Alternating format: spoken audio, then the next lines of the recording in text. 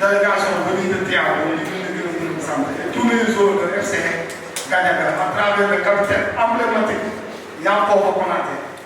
Nous bon, maintenant, on va donner la parole. C'est important. Le thème c'est très important. Après le bonheur, on va avoir une intervention ou bien des interventions des professionnels de la santé. Je vois le docteur Ndiaye qui est là. Je sais, nous serons bien gâtés aujourd'hui parce que quelque temps nous avons partagé une activité là-bas à l'école. Là-bas, on avait fait une très bonne prestation sur le diabète. On avait fait une très bonne prestation. Après ça, on va faire témoignage et intervention du public, interaction avec le public. Entreprises qui œuvrent pour la jeunesse ou qui sont portées par les jeunes. Et cette consortium-là, parmi les membres fondateurs, il y a une structure qu'on appelle Social Chance Factory. Et nous sommes des membres de Social Chance Factory aujourd'hui qui ont lancé véritablement ce projet-là avec le soutien de l'AFD, l'Agence française de développement. Le projet intervient dans 5 territoires: Kédougou, Sédhiou, Matam, Ziguinchor, Dakar et Tambacounda. Et nous gérons pour la région de Tambacounda. Donc le projet vise véritablement à renforcer l'engagement citoyen des jeunes. C'est-à-dire qu'aujourd'hui, ce que chacun d'entre nous est prêt à faire pour sa communauté, est prêt à faire pour sa localité. Parce que très souvent, on se rend compte qu'on est trop attentiste. On se dit que c'est le travail du maire, c'est le travail du conseil départemental, c'est le travail du chef de quartier. Mais nous, qu'est-ce qu'on est prêt à faire pour la communauté? Qu'est-ce qu'on est prêt à faire pour le quartier, pour la maison, là où nous sommes?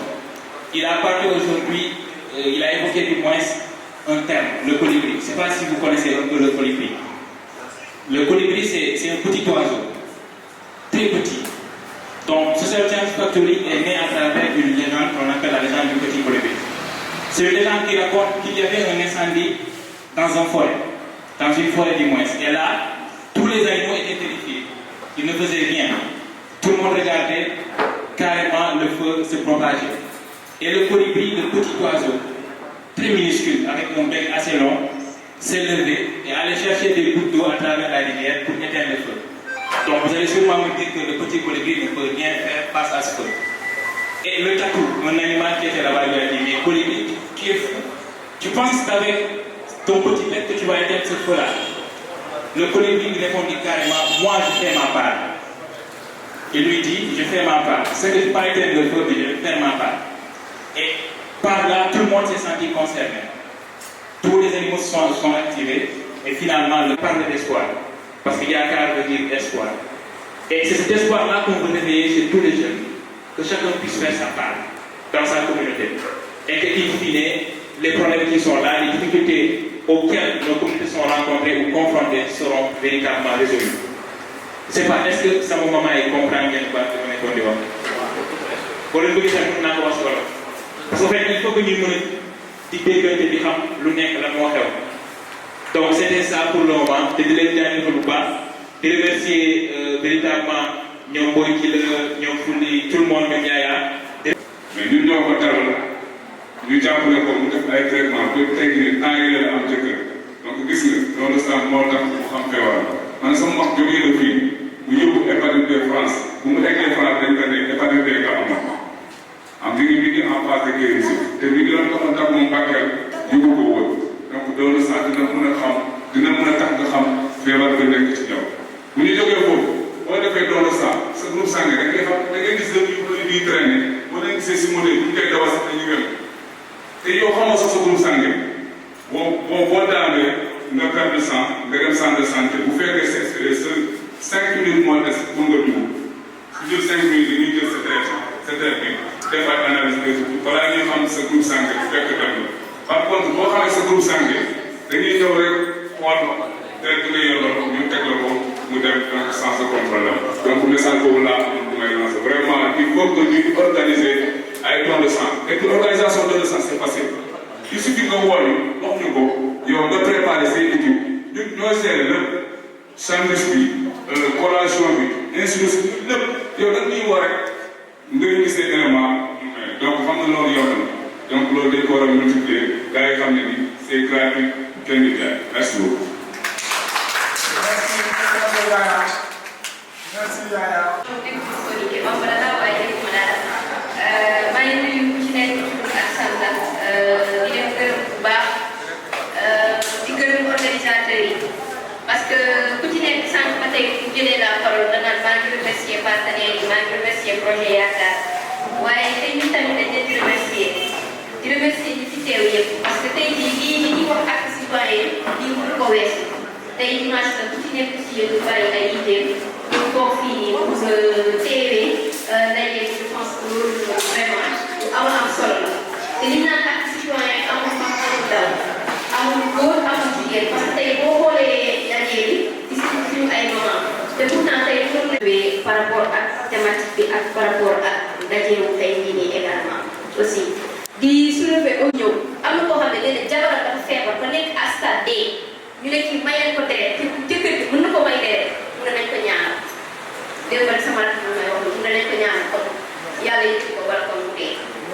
parce que moom nee na moom pare may ko deret bu fekkee am na feneen fu ñuy jëndee deret ñu am problème ñoom di jënd deret waaye ñoom yëkkati seen yëkkati deret tam moom may ko mu ne déedéet merci rek moom pare baax na donc c'est des choses yoo xam tu te demandes mais lii lan moo ko mën a waral yow lenn na kii tey war nga mën a taxaw may ko deret mais nga ne déedéet yow doo ko may deret donc c'est des choses très importantes que vraiment am na solo ñu koy faratal daje yu mel nii di ko renforcer sensibilisation di def ay porte-à-porte sax s'il le faut au niveau des communautés pour que gars yi mën a xam bu baax importance bi di leen remercier bu baax a baax.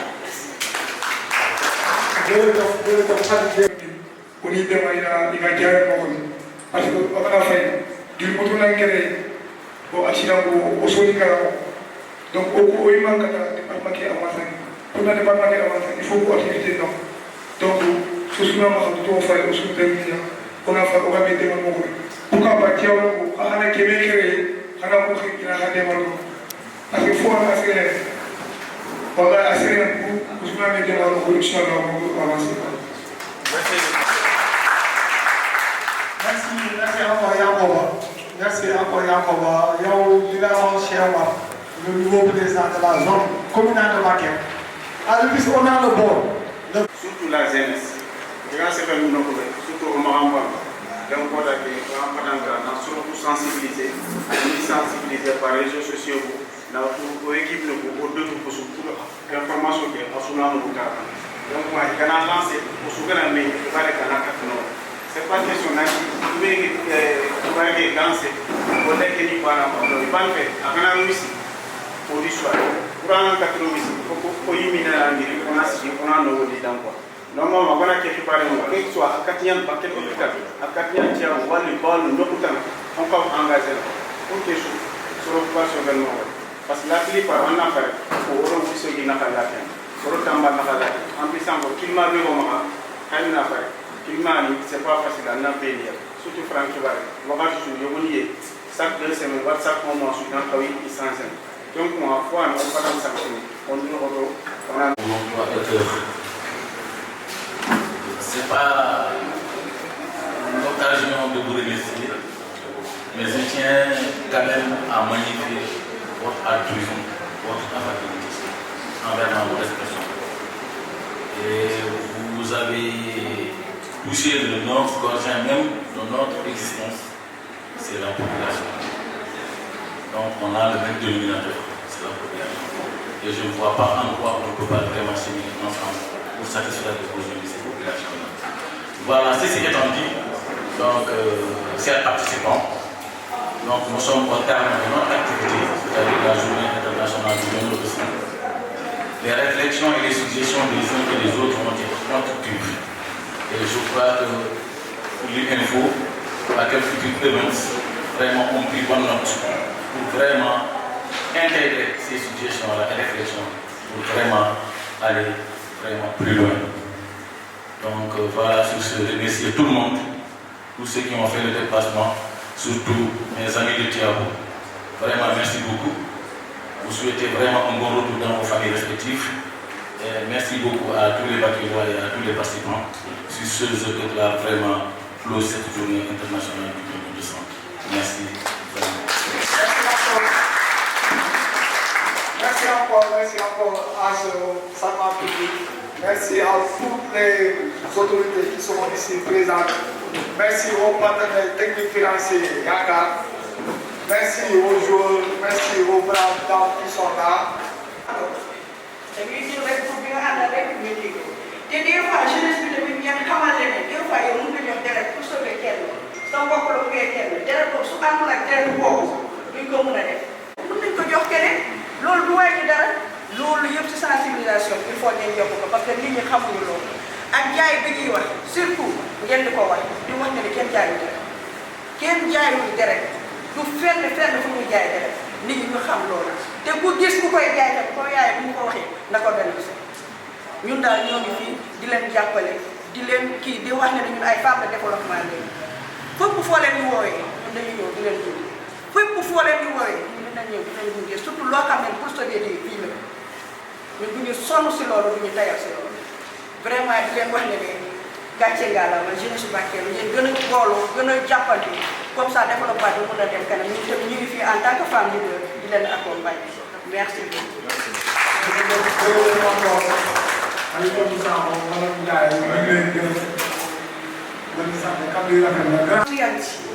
Bafusinyanga lakamtunya inshallah. Okubale bani. O karantinya o bakajama ko engagé inshallah. Agana phase de début. Xaro impliqué na ko. On a engagé na ko. On a xadema na ko. On a surtout sensibilisé na ko. Inshallah fi ke gata mo kay mo. OK, merci beaucoup. Je vais commencer par une locution juridique, souvent utilisée par les Grecs. Tout caractère est légal comme vestige. En français soutenu, c'est-à-dire souffre-toi de la loi que tu t'es dit par une fête. Alors aujourd'hui, cette loi, je la vois. Parce que à partir des événements précédents et aujourd'hui, de vision culture de l'Inde et de folie info, je dis cette loi. Cette loi, c'est quoi? L'engagement citoyen. Et qui dit l'engagement citoyen, ça renvoie au dévouement et à l'amour. Je pense qu'on est tous là par amour. Même si la réciprocité n'accompagne pas les chemins d'amour et d'amitié, du lièvre et du lapin. Alors, permettez-moi de dire un autre discours que de réviser avant de venir. Votre attention, s'il vous plaît.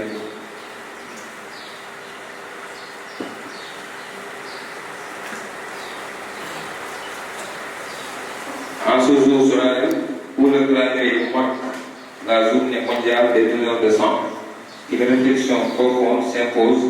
Il s'agit d'une célébration, certes, mais surtout d'une reconnaissance envers ces âmes généreuses qui, par un geste altruiste, offrent l'essentiel de la vie, leur don, tel un fleur vital, irrite les corps meurtris et les espoirs blessés.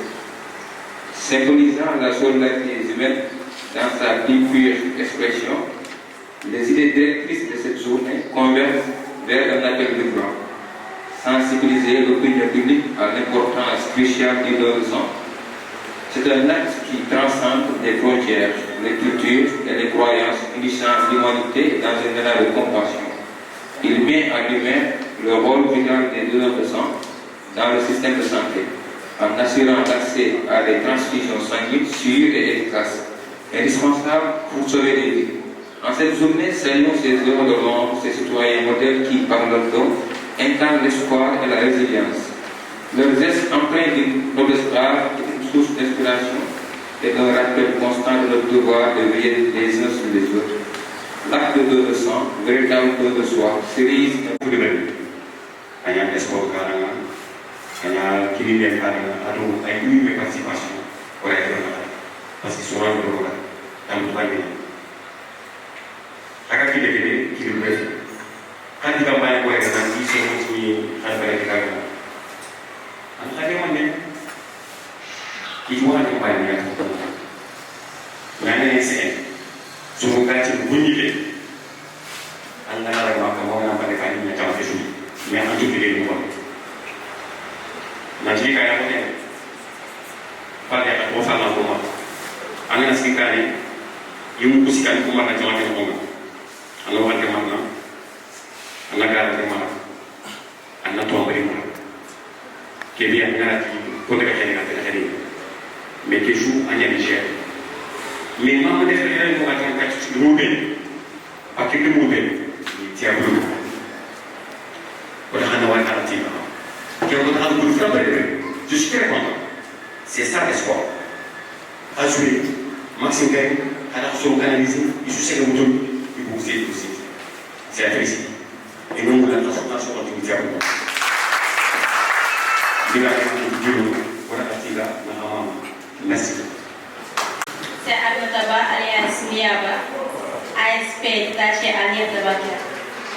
Vraiment content de cette invitation que vous m'avez invitée. C'est à remercier. Comme nous venons de voir, ben la tâche comme ça on peut que les gens si des fois. Comme de l'or, sensibilisation modeste. Sensibilisation modeste. D'accord, et comprendre nous sommes tellement reculés. Man maa ngi pël la pour la ma xam njëriñ bi joxe direct parce que si instruit encore maa ci dëkk bi xam naa lan mooy njëriñ direct bi mais sama mbokk pël yi dañu leen comprendre ils sont tellement reculés te sensibilisation kenn du fa dem di leen sensibiliser te des fois sama mbokk pël yi dañuy wax ñoom man am na ku ma ne waat na ko ci taani quand il était malade il est parti à Ourossogui le sang il avait acheté dafa ko waat nag mu ne deret bi moom jënd na ko xam nga loolu ku dem bu naan nit ñi dañuy may deret nga dem nga naan koo kaay may deret mun naa dama may sama deret ndax deret bi suñ ko may suba su ma feebaree dama koy jëndaat man nii ngi ne ma joxe naa deret te xam naa wax naa expliqué naa ko dem lépp ba jamono bi def neen sama carte ndax lu war a doon nag xam naa sauver des vies nit ki mënoo woon créé wante mën ne kaay sauver te loolu yàlla kese moo la ko mën a fay te souvent ko. Il y a des discussions avec les gens qui sont posées. Donc, oui, c'est des grands détails de vision avec cette culture. Alors, tous les infos, voilà, avec, en collaboration avec les justices sanitaires de Bakel, il a fallu choisir chaque mois, il a été organisé, il y a Bakel, vraiment, oui, bien qu'on va dans le temps, vraiment, on va tout réfléchir. Ok, c'est ça, merci.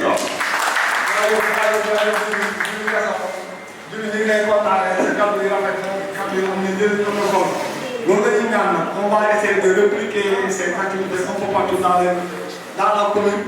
On a souvent on jogi tool parce que on a gonde taa wonande mbobo be bari taaji mo be penni garo be tan hedi ko do sukabe ko on jogi tool on ba arde wala yido action ngaji kon son biyo bandaw wala mi na ko le tuide ko golle ala ko nafate dum ko adde diwan na hedo chakata te erene ke mi di ci commune so bi développement ko to be action sociale ay gono waaye bere ko la ay gono waaye ko alla tan waaye on no mi wala mi non do sukabe fof yo be garde nande hen wassalam jaara oui, si j'obtiens un diplôme de reconnaissance parce que quand je donnais mon sang j'avais des migraines ani peu d'or pas tirer en Dakar donc voilà pour commencer moi c'est Mourtada Ba je suis l'adjoint du coordinateur de Bakel Vision Culture et Élégance. Donc, pour vous dire que le hasard n'existe pas, ce n'est que l'ignorance des causes. Moi et Boykile, vraiment, on a suivi l'école élémentaire ensemble. Donc, l'union, ce n'est pas quelque chose qui est hasard. Vous voyez. Donc, pour vous dire que la structure Bakel Culture, c'est une structure qui excelle dans tous les domaines. Nous sommes prêts à accompagner et à travailler ensemble avec tous les partenaires et toutes les structures qui résident ici à Bakel, dans le département et partout dans le Sénégal. Donc, je ne peux pas entamer la discussion sans remercier les autorités, les invités et l'ensemble des organisations et des médias qui se sont présentés ici aujourd'hui. Ensuite, je vais faire la témoignage de M. Serpa pour simplement donner la sens, du sens à ce qu'il avait dit, l'importance de donner son sang. Donc, son témoignage nous a apporté beaucoup de leçons de vie. Ouais. Et moi, le témoignage que je vais donner, c'est après le Dakar, il y avait un accident qui s'était produit juste avant Carrefour. Donc, vous voyez, donner son sang, c'est pas quelque chose. Moi, je vais dire damay remercier tous les initiateurs ak ONG parce que le tournant au début c'était un tournant accompagné d'une activité de don de sang.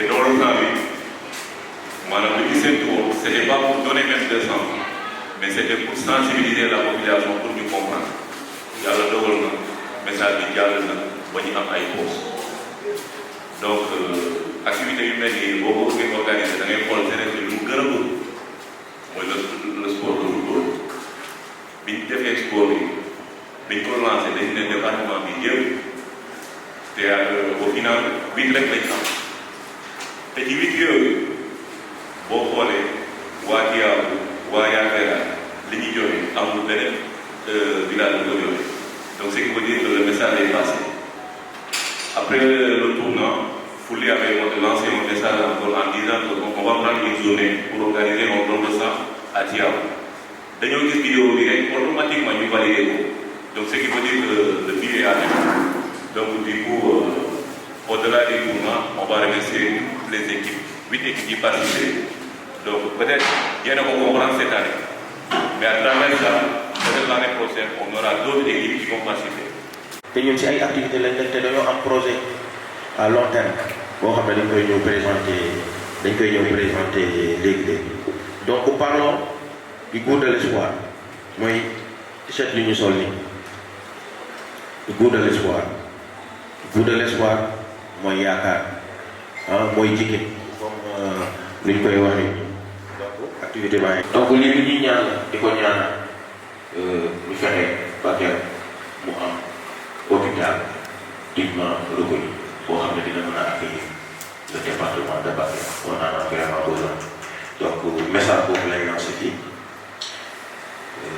après donc activité baa ngi nii ak cette fois voilà donc yaa ko naatee gars yi ñu ngi nii donc mu doon activité boo xam ne am na solo trop ONG La Lumière sapeurs-pompiers l'armée le maire président conseil départemental ñëpp jàpp si activité bi voilà les marabouts sànq Thierno Malick mu ngi nii donc ñii yëpp bokk nañ si donc doon na activité boo xam ne rafet trop ñu terminé ko par les artistes les porteurs de voix le groupe Boy Sarr ak man liggéey nañ ci benn production de son boo xam ne on parle de don de sang lancé bu ko sax te message appel la boo xam ne yéen wala ci mën a xam naa ne ñu dem si daal ngeen jàppale ko dañ ko bëgg a tourné clip boo xam ne vraiment dañuy wane activité yu ñu gën a def mais l'importance du don de sang boo xam ne dina mën a wéy fi parce que dañoo nekk si moment boo xam ne la culture arme la suñu voix mën na porter mën na porter vers l'international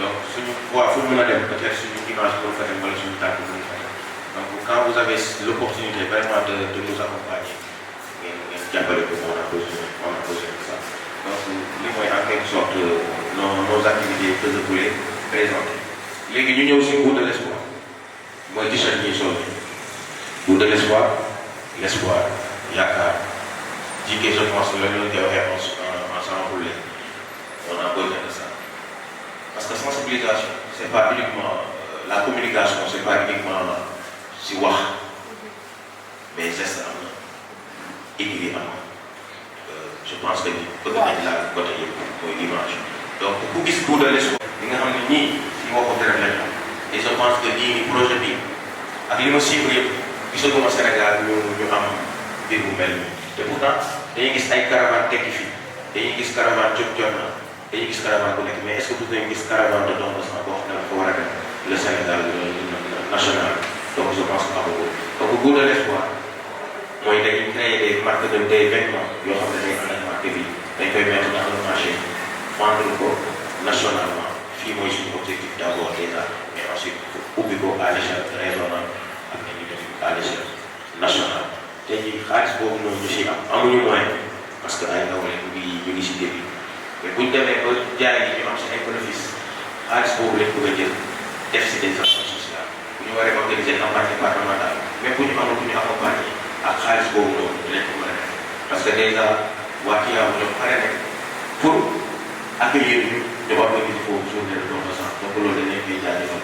y a gaaw encore ñoo xam ne signalé nañ ko aussi mais ils veulent ñu organiser loolu foofu donc je pense que ñaari dëkk yooyu ñoom déjà rek ñoo ko ñu nangoo département bi dañ ko nangoo parce que ay dëkk royukaay la donc loolu laa amoon lu may wax di leen jaajëfalaat bu baax parce que wootee yomb na mais nit yi wuyu si la moo gën a jafe suñu mbokk yi jógee ba Kiyaabu ñoom ñoo fi njëkk a ñëw donc mënuñu leen fay fii mënuñu may kenn te lépp lu ñu wax rek doyul pour jaajëfal leen donc di leen ñaanal jàmm li seen mission li ngeen soxla seen àdduna ak li ngeen ko def yëpp yàlla na ko yàlla sotti terrain nag ngeen jot a def nii accompagnement bi ngeen jot a def nii action joxe deret gis sa deret nii muy dem si mbuus nii muy fees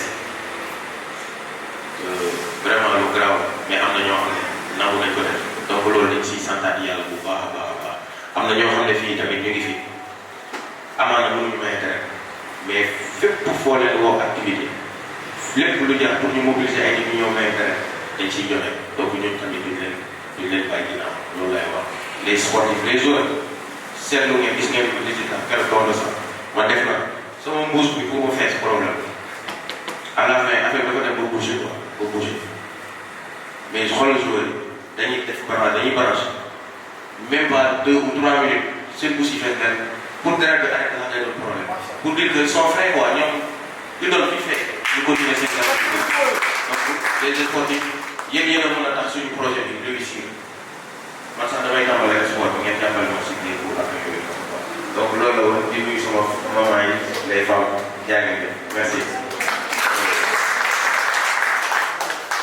jaajëf grand kii la le DJ Awadi de Bakel.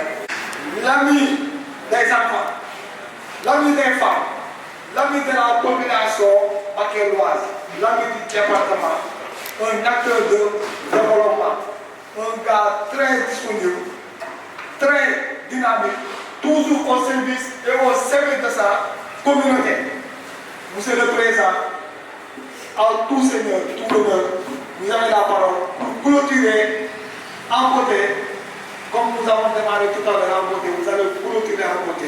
Tout à l'heure, j'avais dit à votre fils, je vais le redire devant vous, je dirai à ton papa que tu as bien travaillé. Je dirai à ta maman que tu as bien travaillé. Mais qui le merci pour l'info, Kaboul TV et tout le staff, tout le comité d'organisation. Vous avez fait un bon travail. Donc nous le disons centre. Monsieur le Président, vous avez la parole. Merci.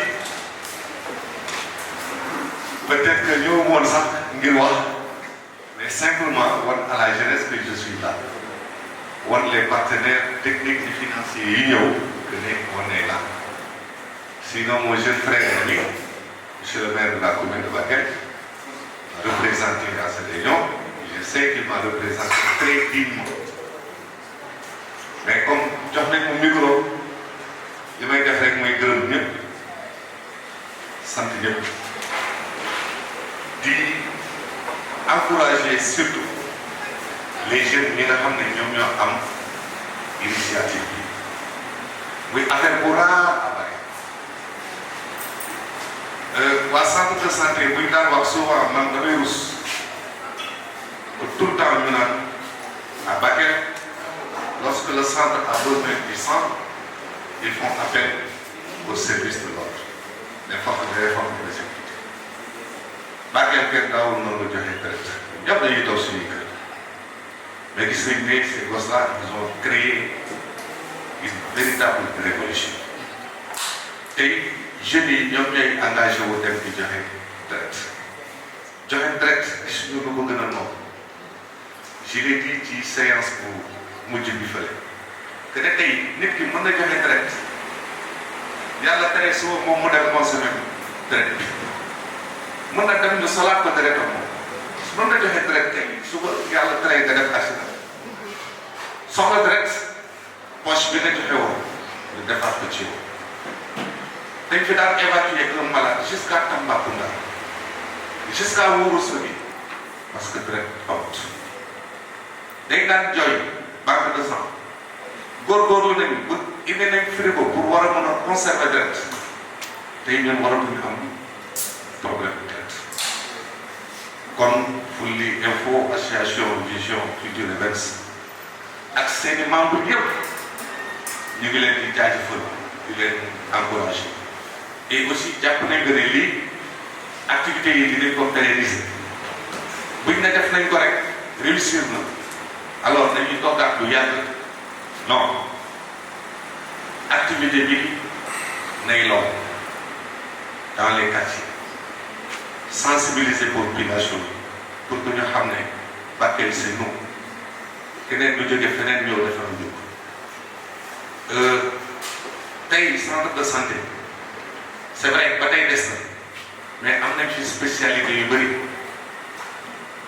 Bakel dafa doon jooy lu mel ni gynécologue doon jooy parce que nit ki même césarienne buñ la ko waroon def day lay jëlal bi kon buñ amee ay médecin yu accepté ñëw vivre avec nous ci tàngaayu Bakel ni mu métti ci poussière bi ak ni mu sore ñun ñoo leen war a encourager pour que ñu reste parce que aussi médecin bu fi ñëw boo waree opérer sax doo am direct am na yenn liggéey yu mën a doog a def mais bu yàggee da ngay fàtte sax sa li légal da ngay désapprendre ñooñu dañu am courage ñu rester pendant que ñun nous avons vu nos cartes ñi ci ëpp doole ku ci egg bu sori rek dafay toog à Dakar sax lay tabax ko souvent ñu wala téléphone naka foofu et la chaleur donc bu ñu amee ay cadre comme yow ñu accepté ñëw jàppale ñu